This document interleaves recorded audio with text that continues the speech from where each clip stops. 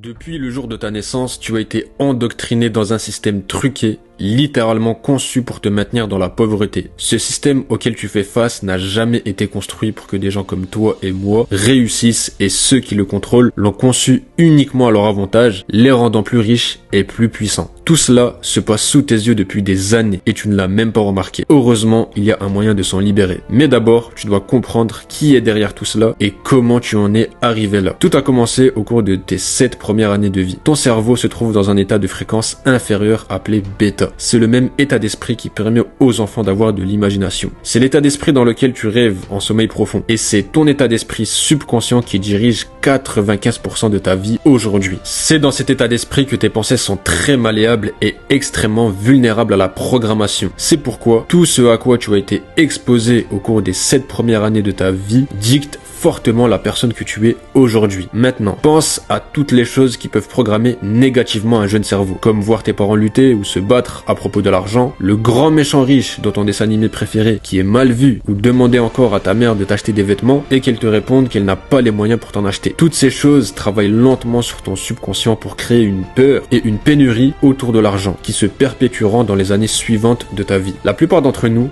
moi y compris, avons été élevés dans des environnements où l'argent était rare, ce qui fait par défaut penser que nous ne pouvons pas aller le chercher nous-mêmes. Et c'est là que tout commence. Mais la véritable programmation commence vers l'âge de 5 ans, lorsque nous allons à l'école. Le système éducatif tel que nous le connaissons n'a que 200 ans. Avant cela, l'éducation formelle était chère et principalement réservée à l'élite de la société. Les premières écoles publiques aux États-Unis ne se concentraient pas sur les études. Au lieu de cela, elles enseignaient les vertus de la famille, de la religion et de la communauté. Mais avec le début de la révolution industrielle, la demande de travailleurs a rapidement augmenté, créant ainsi le besoin d'une éducation publique, universelle et gratuite. C'est Frédéric le Grand qui est derrière le système scolaire que nous suivons toujours aujourd'hui. Il était le roi de Prusse et le fondateur du système éducatif prussien au 19e siècle. L'objectif principal de Frédéric était de construire une classe ouvrière productive et obéissante en créant un système éducatif qui produirait des travailleurs d'usine compétents, mais pas des penseurs libres et des innovateurs. Son système avait été développé comme un moyen de subjuguer et de contrôler les populations récemment envahies par l'armée prussienne. Les enseignants prussiens étaient littéralement des travailleurs militaires dont le travail était de laver le cerveau de ces personnes avec les valeurs allemandes et de détruire leur identité culturelle. À cette époque,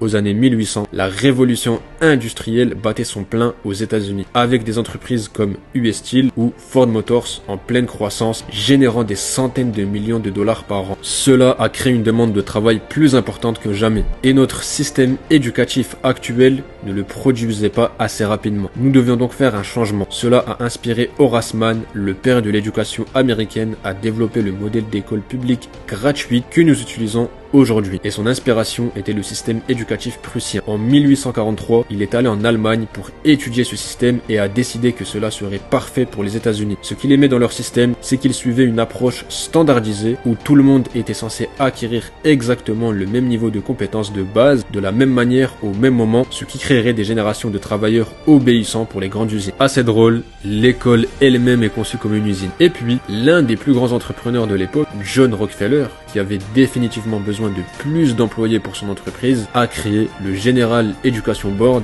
et leur a donné 129 millions de dollars à dépenser, ce qui équivaut à plus de 4 milliards de dollars aujourd'hui. Il a permis de financer le développement de toutes les écoles publiques du pays. Peu de temps après, en 1918, ce système était pleinement opérationnel et tous les enfants aux États-Unis étaient tenus d'aller à l'école et d'étudier ce programme par la loi. Et devine quoi? Cela fait 100 ans et nous suivons toujours le même système à ce jour.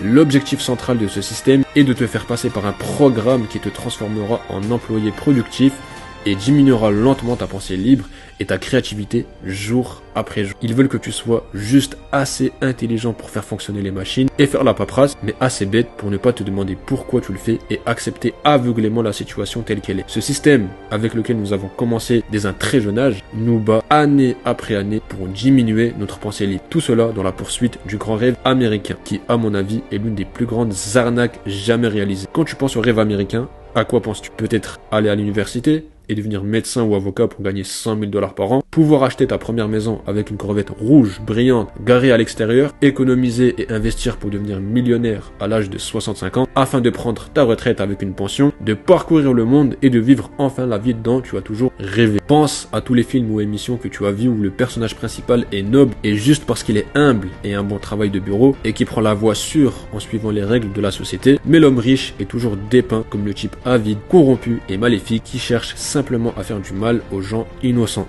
C'est l'exemple d'or de la programmation qui s'est déroulée devant toi toute ta vie. Ils t'ont fait croire que tu devais prendre la voie sûre si tu voulais vivre une grande vie. Eh bien, si je te disais que cette voie est truquée et n'est pas conçue pour que tu gagnes et ne l'a jamais été. En fait, cette idée du rêve américain a littéralement été créée pour te maintenir dans la pauvreté et devenir dépendant des personnes qui sont vraiment aux commandes, afin qu'elles puissent t'utiliser pour devenir plus riches et plus puissantes pendant des générations. Et la triste vérité est que ce concept du rêve américain était à l'origine basé sur de bonnes valeurs. Il a été créé en 1931 par un homme nommé James Adams, et il le décrivait comme le rêve d'une terre où la vie devrait être meilleure, plus riche et plus complète pour chaque homme, avec des opportunités pour chacun, quel que soit le contexte de sa naissance. Mais au fil du temps, les médias et les entreprises ont déformé cela en l'un des plus grands stratagèmes marketing que le monde ait jamais vu, amenant le peuple américain à développer une perspective incroyablement déformée sur ce que signifie vraiment réussir et vivre le rêve. Et lorsque je faisais des recherches pour cette vidéo, j'ai trouvé quelque chose de vraiment effrayant qui prouvait mon point de vue. En 2003, le président Bush a créé l'American Dream Down Payment Act et l'objectif était d'aider les personnes à faible revenu et à verser l'acompte sur leur première maison. Cette idée a l'air de partir d'une bonne intention, non? Mais qui pensez-vous vraiment gagner dans cette affaire? Les seules personnes éligibles à cela étaient celles qui ne pouvaient même pas se permettre d'acheter une maison en premier lieu. Alors ils viennent, t'aident à verser l'acompte et ensuite les banques peuvent profiter d'eux avec des prêts à taux d'intérêt élevés qui les maintient enfermés pendant 30 ans. Et si tu arrêtes de les payer,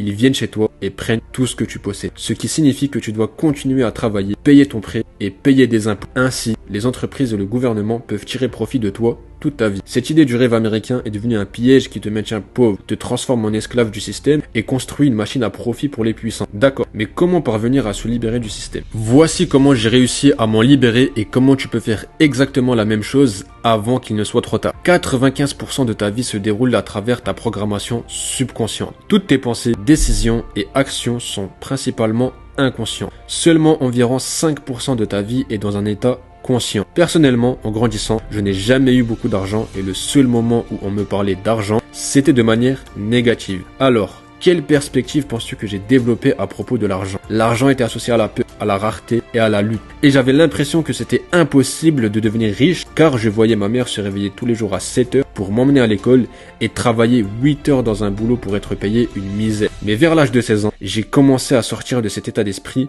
en commençant à réorganiser mon cerveau. J'ai commencé à voir l'argent d'un autre œil, car à ce moment-là, je voyais des enfants sur YouTube de mon âge gagner de l'argent sur Internet et cela a allumé en moi une étincelle en voyant que c'était possible. Alors j'ai commencé à regarder autant de vidéos que possible à ce sujet. J'ai commencé à lire des livres et à écouter des interviews d'entrepreneurs tous les jours. Et peu à peu, j'ai commencé à sentir que je pouvais vraiment y arriver, car notre cerveau subconscient apprend par la répétition.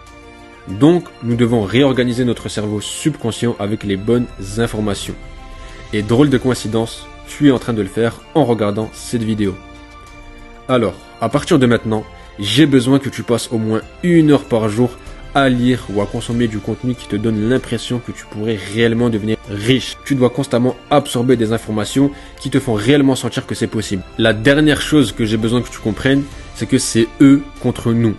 Ils essayent de tout faire ce qu'ils peuvent pour te maintenir dans ce système et ne pas t'en échapper. Donc, tu dois prendre ça très au sérieux et te préparer avec les bons outils pour t'évader. La seule chose qu'ils ne peuvent pas te prendre, c'est ce que tu as appris. Peu importe à quel point tu es fauché, si tu as les bonnes connaissances, tu pourras toujours t'en sortir et gagner ta liberté. D'accord, mais où trouver ces connaissances? Eh bien, figure-toi que je t'ai préparé une petite vidéo de 5 minutes qui t'explique de A à Z comment te libérer du système et gagner tes premiers milliers d'euros avec un business e-commerce. Clique maintenant sur le lien en description pour accéder à cette vidéo de manière totalement gratuite. Merci d'avoir regardé cette vidéo. C'était Amine. À la prochaine.